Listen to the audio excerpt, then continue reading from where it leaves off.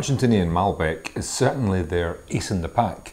It's the wine that everyone knows from Argentina and that a lot of people think is probably the best example of Malbec in the world.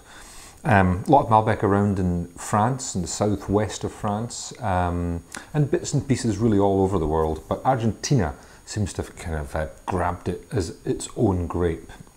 Now this example is an interesting one. It's the Vinalba Reserva Malbec 2008. And this is a wine that I've been following for some time, as have many people. The 2006 vintage won the International Wine Challenge trophy for the world's best Malbec. The 2007 picked up a handful of trophies, and this one, the 2008, has just won a gold medal at the Decanter World Wine Awards. So a really nice track record forming here for a Malbec from Mendoza, and made by a French winemaker and moderately priced. This is $9.99 in Majestic.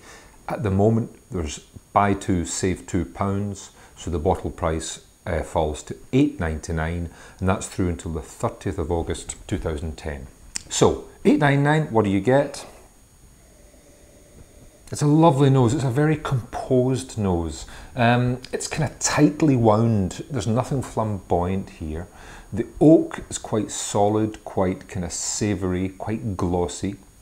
The fruit is deep set. It's like black plums and kind of sour black cherries.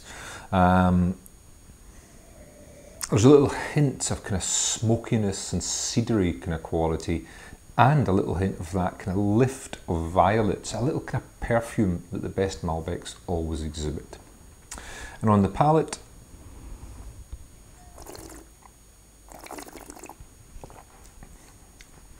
I mean, it's an interesting wine. It's very juicy. There's a lovely kind of big, fat, juicy black plum, you know, just kind of biting into the flesh of it. That floods across the mouth.